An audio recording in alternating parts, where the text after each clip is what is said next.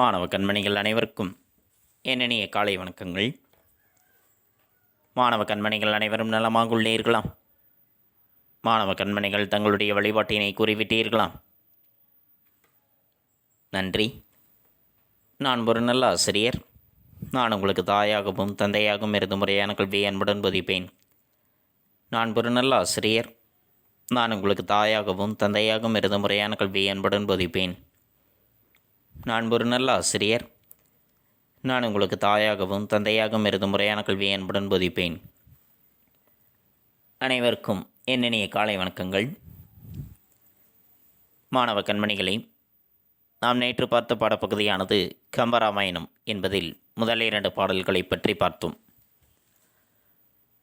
உள்ளதை உணர்ந்தபடியே கூறுவது கவிதை.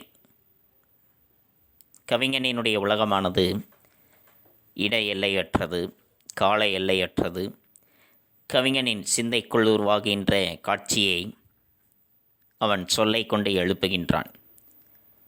அதற்கு அவன் கண்ட காட்சிகள் துணை புரிகின்றன, கேட்ட ஓசைகள் துணை புரிகின்றன, விழுமியங்கள் துணை புரிகின்றன, ஒப்புமைகள் துணை புரிகின்றன. கலையின் உச்சம் பெறுவதுதான் அவன் எல்லையாகின்றது. கம்பரும் அப்படிப்பட்ட கவிஞர்தான். அதனால்தான் கம்பன் இசைத்த கவியெல்லாம் நான் என்று பாரதியார் பெருமைப்படுகின்றார். மகரந்தம் சிந்துகின்ற சோலைகள், மரம் செறிந்த செண்பக காடுகள், அரும்புகள் அவிழ்ந்து மலரும் பொய்கைகள், புதுமணல் தடாகங்கள், குறுக்கத்தி கொடி வேலியை உடைய கமுகத் தோட்டங்கள், நெல் வயல்கள், இவை அனைத்திலும் பரவி பாய்கிறது சரையு ஆறு. அது ஓர் உயிர் பல இடங்களில் ஊடுருவி உழவுவது போல பல இடங்களில் பாய்கிறது. அதேபோன்று பாலகண்டத்தில் நாட்டுப்படலம். குளிர்ந்த சோலைகளில் மயில்கள் அழகுற ஆட, விரிதாமரை மலர்கள் ஏந்திய விளக்குகள் போல் தோன்ற, சூழும் மேகங்கள் மத்தள ஒளியாய் எழ, மலரும் குவளை மலர்கள் கண்கள் விழித்து பார்ப்பது போல் காண, நீர்நிலைகள் எழுப்பும் மலைகள் திரைச்சீலைகளாய் விரிய, மகரையாளின் தேனிசை போல் வண்டுகள் ரீங்காரம் பாட மருதம் வீற்றிருக்கிறது.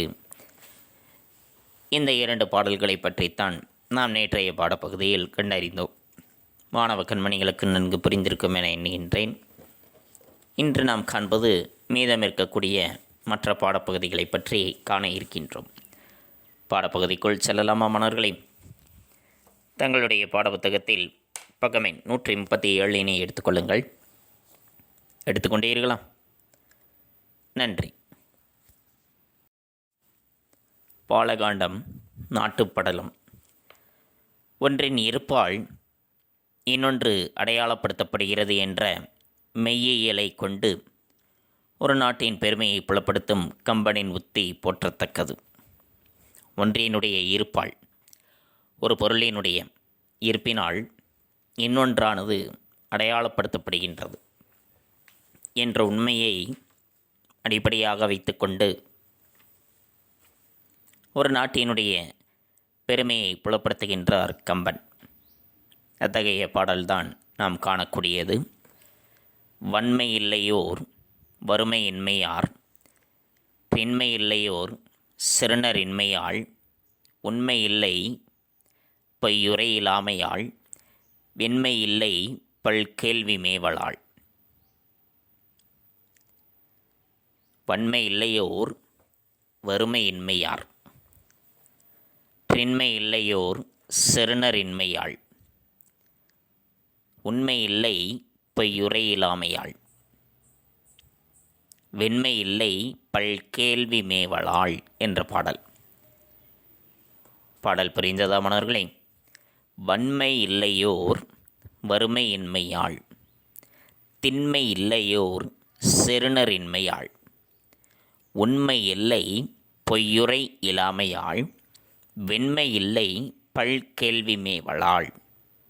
நன்றி. வன்மை இல்லை. வன்மை இல்லை. வன்மை என்றால் கொடை. கொடை கொடை கொடுப்பதற்கு அங்கே இடம் என்பது இல்லை.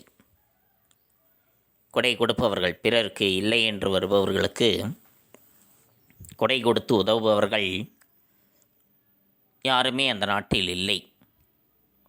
ஏனென்றால் வறுமையின்மையால் அந்த நாட்டில் வறுமை என்பது இன்மை இல்லை. வறுமை என்பது சிறிதும் இல்லாதிருக்கின்ற காரணத்தினால், வறுமை என்பதே ஒரு துளியளவு கூட இல்லாத இருக்கின்ற காரணத்தினால் கொடை கொடுப்பவர்கள் அங்கே ஒருவருமே கிடையாது. அந்நாட்டில் இருக்கக்கூடிய மக்களுக்கு ஒரு துளியளவு கூட வறுமை என்பதே இல்லை. வறுமை என்பதே இருந்தால்தான் அங்கே கொடை கொடுப்பவர்கள் இருப்பார்கள். அவர்களுக்கு ஏதேனும் ஒரு பொருள் இல்லை என்ற நிலை ஏற்படும் பொழுதுதான் கொடுத்து உதவக்கூடிய உள்ளமுடையவர்கள் இருப்பார்கள்.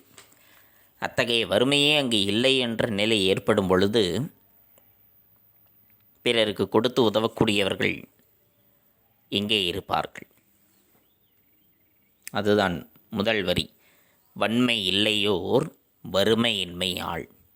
வறுமை என்பது சிறிதும் இல்லாத காரணத்தினால் கொடைக்கு அங்கே இடம் என்பதே இல்லை. திண்மை இல்லையோர் செருணரின்மையாள். திண்மை, திண்மை என்றால் வலிமை.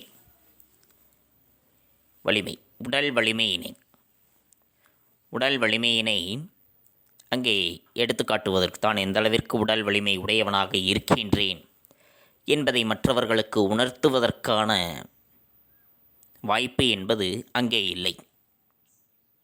ஏன்? செருணரின்மையால். செருணர் என்றால் பகைவர்.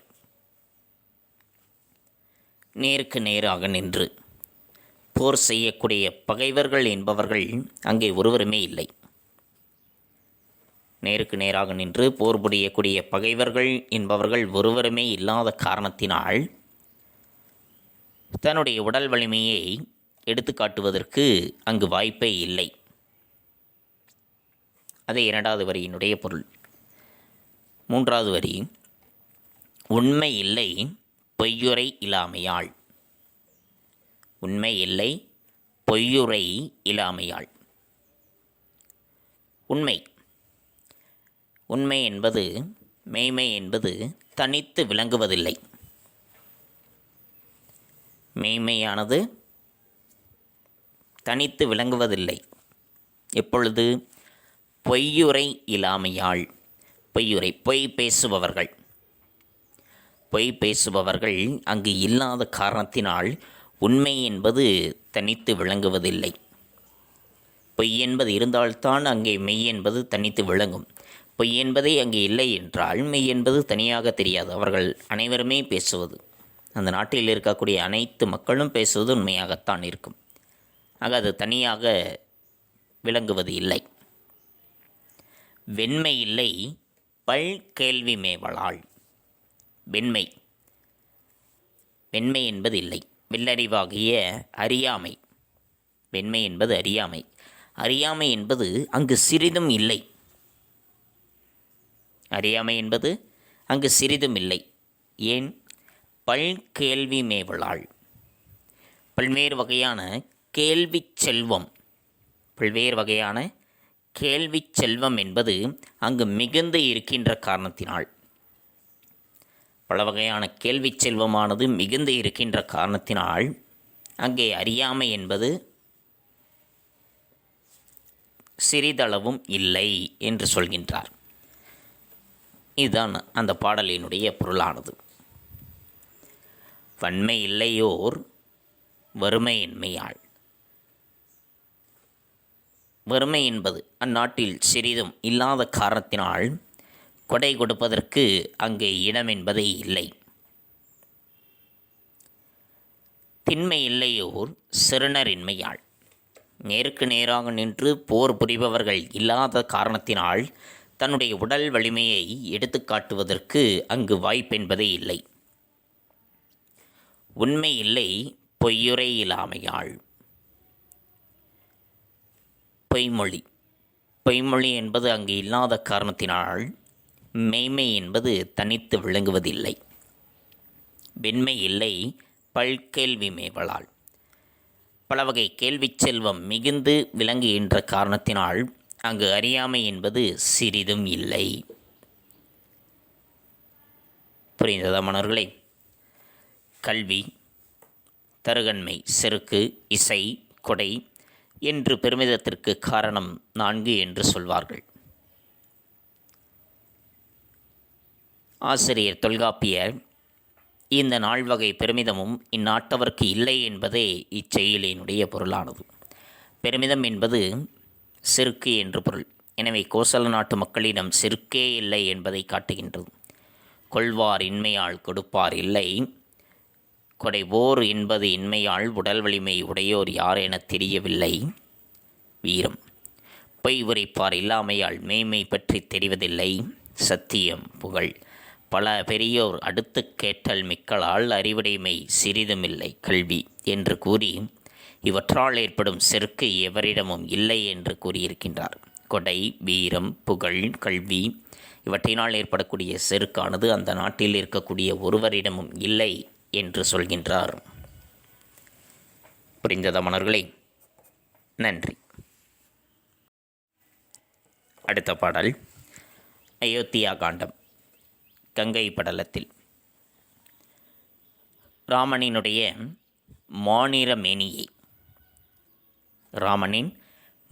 மேனியை வர்ணிக்கக்கூடிய கம்பன் மை, மரகதம் என்றெல்லாம் உவமை சொல்லி நிறைவாக சொல்ல இயலவில்லை என்பதை ஐயோ என்ற சொல்லில் வைப்பதன் வாயிலாக அதை இயன்றதாக்குகிறான். ராமனினுடைய மானிர மேனியை, அவருடைய உடலினுடைய நிறத்தை வர்ணிக்கின்றார் கம்பர்.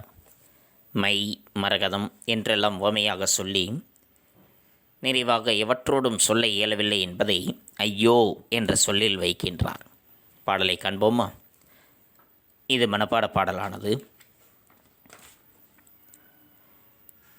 வெய்யோனொளி தன் மேனியின் விருசோதியின் மறைய பொய்யோவெனும் இடையாளொடும் இளையானொடும் போனான். மையோ மரகதமோ மறிகடலோ மழைமுகிலோ ஐயோ விவன் வடிவென்பதொழியாம் அழகுடையான். வெய்யோனொளி தன் மேனியின் விரிசோதியின் மறைய.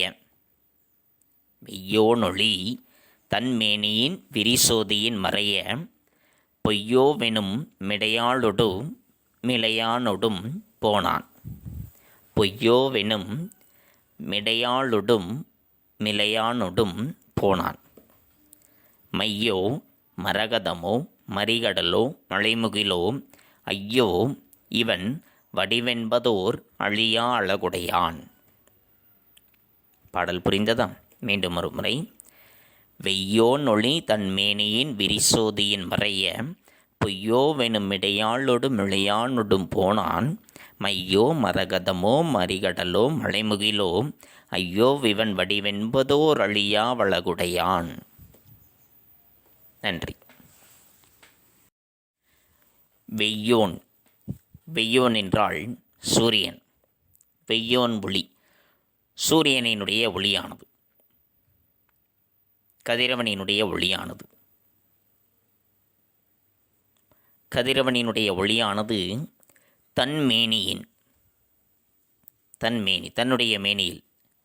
தன்னுடைய மேனியிலிருந்து விரிசோதியின் மறைய, தன்னுடைய மேனியிலிருந்து வெளியாகக்கூடிய அந்த நீல ஒளியில் மறையும்படி சூரியனினுடைய பட்டொளியானது, பகலவனினுடைய பட்டொளியானது ராமனினுடைய நீல நிற மேனியில் பட்டு, அந்த ஒளியில் பட்டு இல்லை என்றும்படி மறைந்துவிட பொய்யோ என்றால் இல்லையோ என்று சொல்லத்தக்க இடையாளொடும், நுண்ணிய இடையை உடைய சீதையொடும் இளையான் அவருடைய தம்பியாகிய லக்குவன், இல்லையோ என்று சொல்லத்தக்க நுண்ணிய இடையை உடைய சீதையோடும் தன் தம்பியாகிய லக்குவனோடும் போகின்றான். இங்கே காட்டு வழியே நடந்து போகின்றான். யாரோடு? தன்னுடைய மனைவியாகிய சீதையுடனும் தன் தம்பியாகிய லக்குவணனுடன் காட்டு வழியே நடந்து போகின்றார். மையோ அவருடைய நிறமானது மை போன்ற நிறமோ மரகதம் பச்சை நிறமுடைய அந்த மரகதம் போன்ற நிறமுடையதோ, மறிகடலோ மறிக்கின்ற அலைகள் மடங்கக்கூடிய தன்மையை உடைய அந்த நீல நிற கடலின் நிறமோ, மழை முகிலோ அல்லது மழையை பெய்யக்கூடிய அந்த கார்மேக நிறமோ, ஐயோ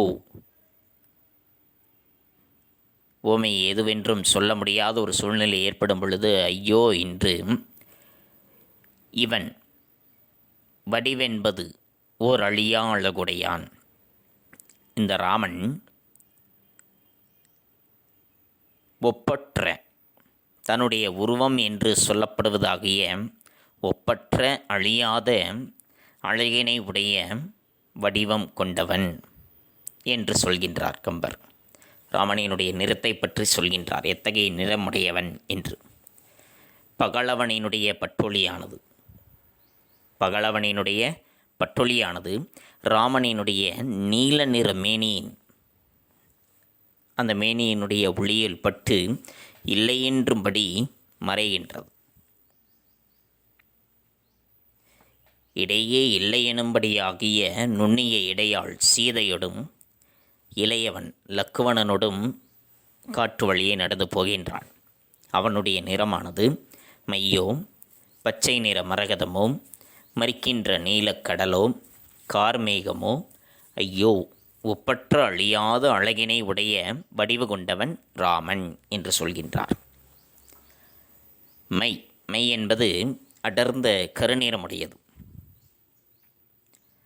அது செறிவான கருமைக்கு உவமையாகின்றது.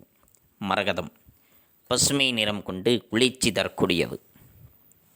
அது நிறத்தோடு தன்மைக்கும் ஒப்பாகின்றது. மறிகடல் நீல நிறமுடையதாக இடைவிடாமல் இயங்கிக் கொண்டே இருப்பது. அது இயங்கக்கூடிய தன்மைக்கு நிகராகின்றது. மலைமுகில் கருநிறம் படைத்து நேர் என்ற பயணம் உடைய காரணத்தினால் அது உயிர்களுக்கு நலம் செய்கின்றது. கருமையும் தன்மையும் இடையறா இயக்கமும் தன்னழியாகிய கருணையும் ஆகியவற்றை தனித்தனியே காணாமல் இவை நான்கும் ஒருங்கே உடைய ராமனுக்கு உவமை காண்பது என்பது அரிதாகின்றது என்பதை பற்றி இனி உவமை சொல்ல இயலாது என்ற காரணத்தினால் ஐயோ என்று சொல்கின்றார்.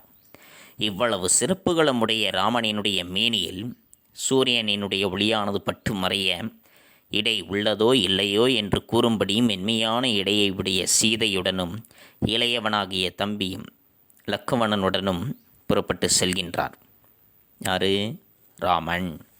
இதுதான் அந்த பாடலினுடைய பொருளானது. புரிந்ததா மன்னர்களே? நன்றி.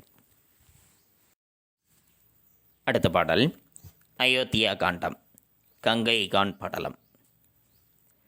கவிதைகள் மூலம் பெரும் இன்பங்கள் எத்தனையோ, கவிதைகள் மூலமாக நாம் பெறக்கூடிய இன்பங்கள் என்பது எத்தனையோ இருக்கின்றன. அதில் ஒன்று சந்த இன்பம். பொருள் புரியாவிடினும் சந்த இன்பம் மகிழ்ச்சியூட்டுகிறது. பாடலினுடைய பொருள் புரியவில்லை என்றாலும் சரி, அந்த சந்த இன்பம் என்பது நமக்கு மகிழ்ச்சியூட்டுவதாக இருக்கும். ஓசை தரும் இன்பம் உவமையிலே இன்பமடா என்று பாரதி சொல்வதை இதில் உணர முடிகின்றது. ஆழ நெடுந்திரை யாறு கடந்திவர் போவாரோ, வேள நெடும்படை கண்டு நடங்கிடும் வில்லாளோ, தோழமை என்றவர் சொல்லிய சொல்லொரு சொல்லன்றோ, ஏழமை வேடன் இவன் இறந்திழன் என்றென்னை ஏசாரோ.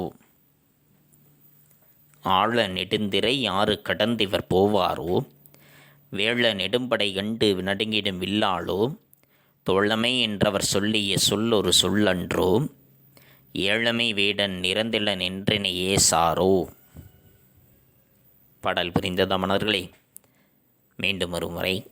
ஆழ நெடுந்திரை யாறு கடந்திவர் போவாரோ, வேள நெடும்படை கண்டு நடுங்கிடும் வில்லாளோ, தோழமை என்றவர் சொல்லிய சொல்லொரு சொல்லன்றோ.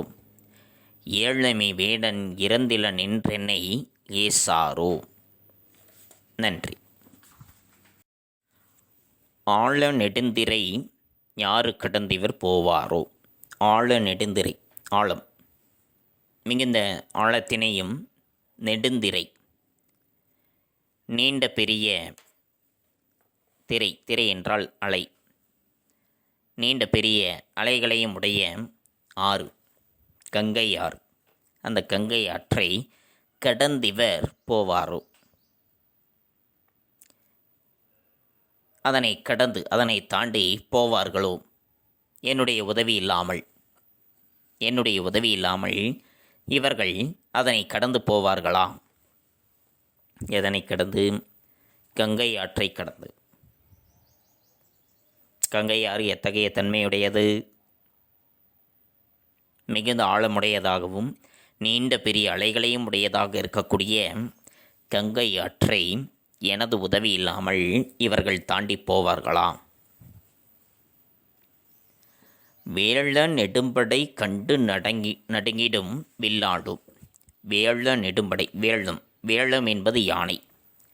யானைகளை உடைய ஒரு நெடும்படை, ஒரு பெரிய சேனை.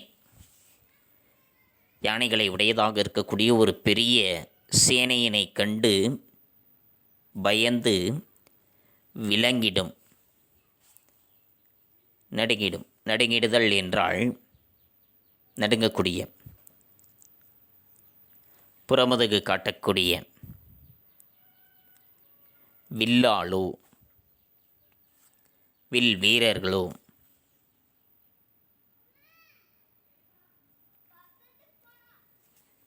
யானைகளை உடைய ஒரு பெரிய சேனையை பார்த்து பயந்து புறமுதுகி காட்டு ஓடக்கூடிய வில் வீரரோ. தோழமை என்றவர் சொல்லிய சொல்லொரு சொல்லன்றோ. தோழமை என்று நட்பு, தோழமை என்பது நட்பு.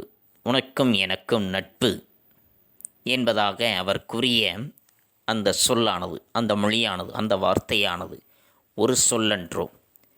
ஒப்பற்ற மொழியல்லவா அது? யார் சொன்னது? ராமன் சொன்னது.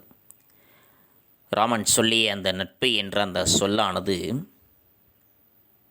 ஒப்பற்ற சொல்லல்லவா? மதித்து போற்றப்பட வேண்டிய ஒரு ஒப்பற்ற சொல்லல்லவா? ஏழைமை வேடன் இறந்தில நின்றென்னை ஏசாரோ. ஏழைமை வேடன், மிகவும் எளிமையானதாக இருக்கக்கூடிய இந்த வேடன், குகன்,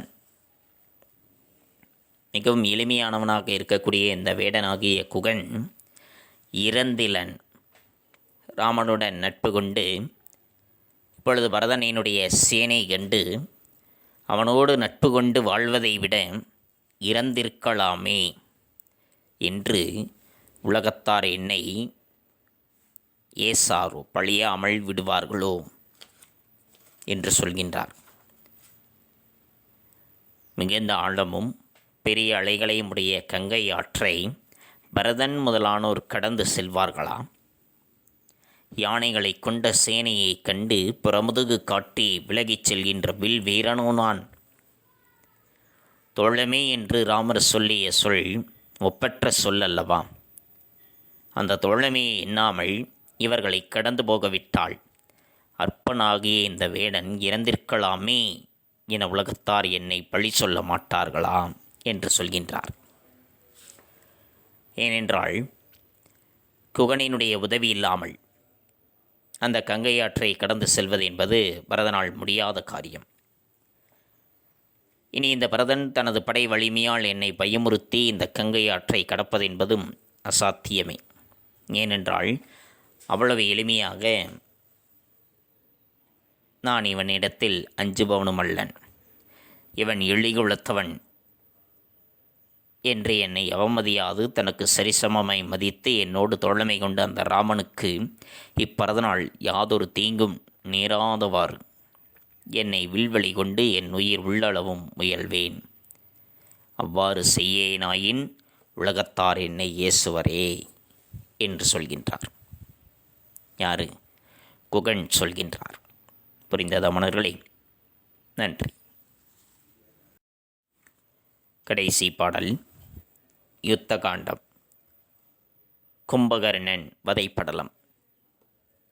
கும்பகர்ணனை வதைக்கக்கூடிய, அவனை அழிக்கக்கூடிய படலம். உலக்கையால் மாறி மாறி இடிக்கும் ஒத்த ஓசையில் அமைந்த சந்தம் கும்பகர்ணனை எழுப்பும் காட்சியை கண்முன் நிறுத்துகிறது. உலக்கையினால் மாறி மாறி இடிக்கக்கூடிய அந்த ஒரே ஓசையில் அமைந்திருக்கக்கூடிய சந்தம் கும்பகர்ணனை எழுப்பக்கூடிய அந்த காட்சியை கண்முன்னே நிறுத்துகின்றது. உறங்குகின்ற கும்பகர்ண உங்கண் மாய வாழ்வெல்லாம் இறங்குகின்றதென்று காண எழுந்திராய் எழுந்திராய். கரங்குபோல் விற்பிடித்த காலதூதர் கையிலே உறங்குவாய் உறங்குவாய் வாயினிற் கிடந்துறங்குவாய். உறங்குகின்ற கும்பகர்ண உங்கண் மாய வாழ்வெல்லாம் இறங்குகின்றதென்று காண எழுந்திராய் எழுந்திராய்.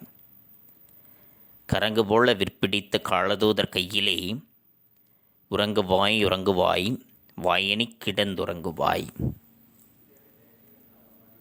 பாடல் புரிந்ததா மன்னர்களே? உறங்குகின்ற கும்பகர்ண உங்கள் மாய வாழ்வெல்லாம் இன்றிலிருந்து இறங்குகின்றதென்று காண எழுந்திராய் எழுந்திராய்.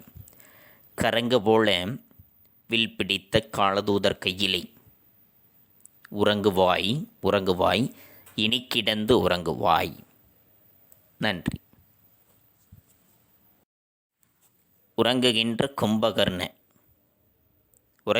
கும்பகர்ணனே உங்கண் மாய வாழ்வெல்லாம், உங்களுடைய மாய வாழ்வெல்லாம், உங்களுடைய பொய்யான வாழ்வெல்லாம்.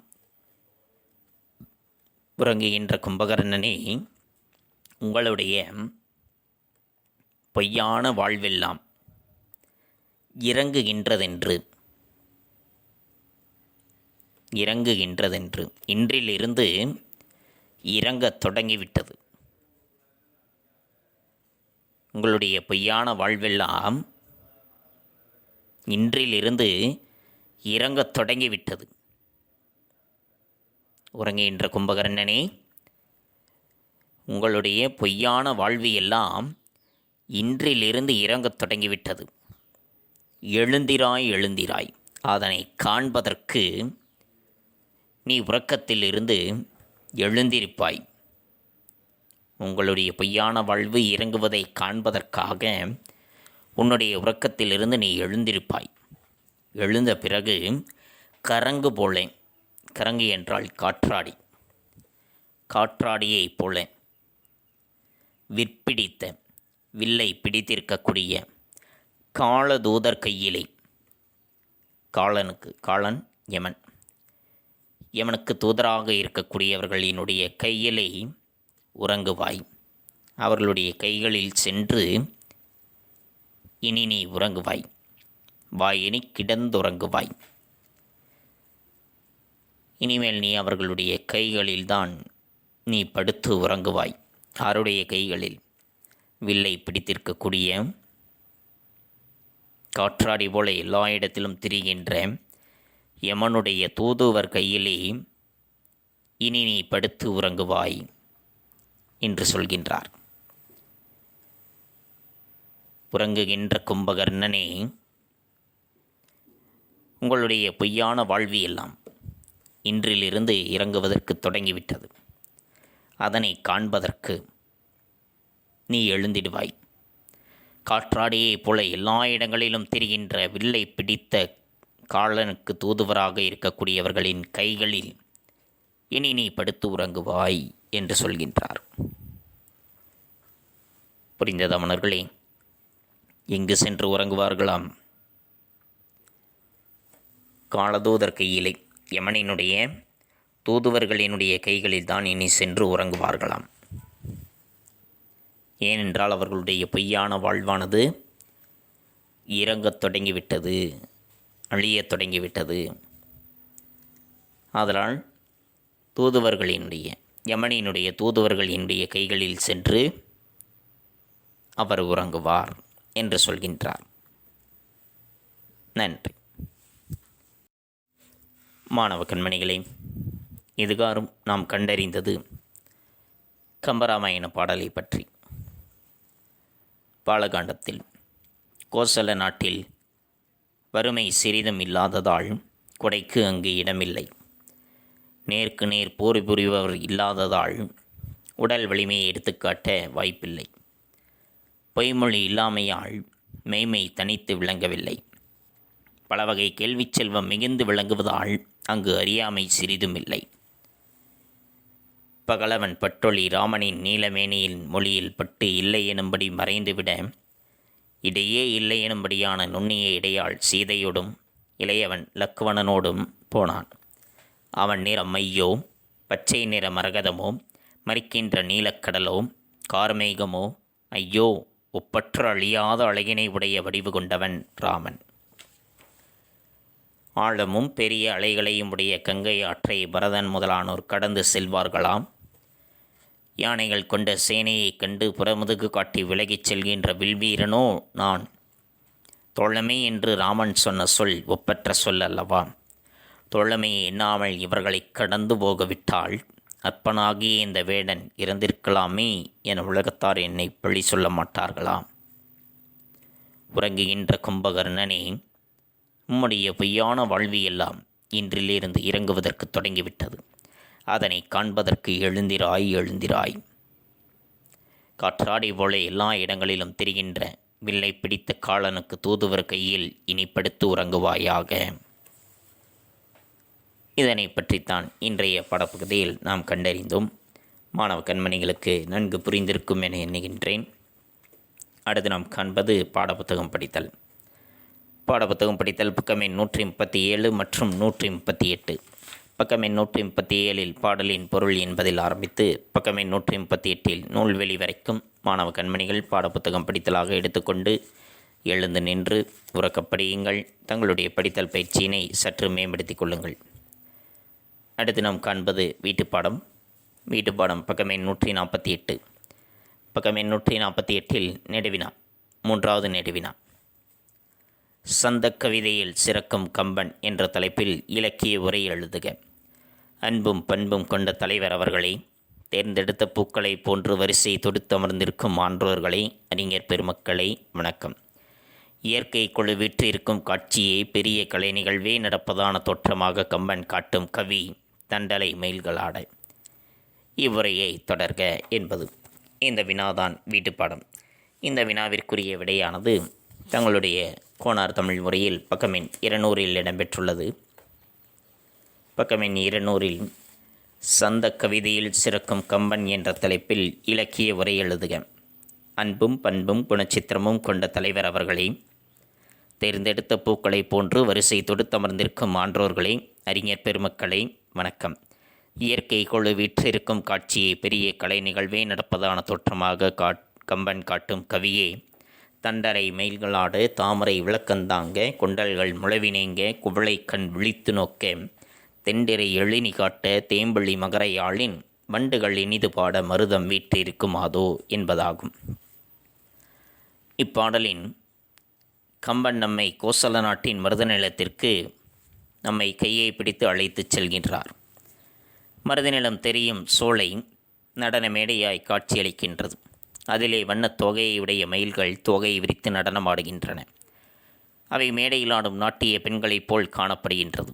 அந்த சோலையின் உள்ள குளத்தில் உள்ள நீரில் காற்றின் மூலம் சீரான அலைகள் உண்டாகின்றன. அதுவரைக்கும் எழுதி கொள்ளுங்கள். இது மேடையின் பின்புறமாக உள்ள திரைச்சீலை போல் காணப்படுகிறது. அக்குளத்தே உள்ள தாமரை பூக்கள் மாலை நேரமானதால் குவிந்து விளக்குகள் போல் காணப்படுகின்றன.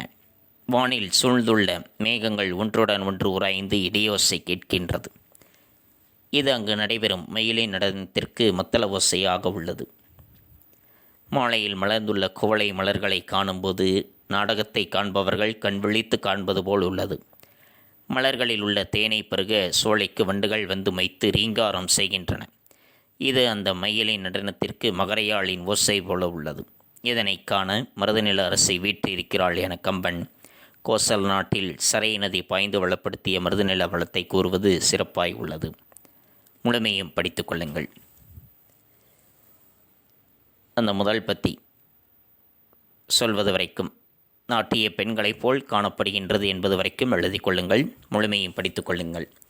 தெளிவுரை எழுதுங்கள், தெளிவுற படியுங்கள். தங்களுடைய படித்தல் பயிற்சியும் தங்களுடைய கை எழுத்து பயிற்சியும் சற்று மேம்படுத்திக் கொள்ளுங்கள். மீண்டும் அடுத்த பாடவேளையில் சந்திப்போம். நன்றி, வணக்கம்.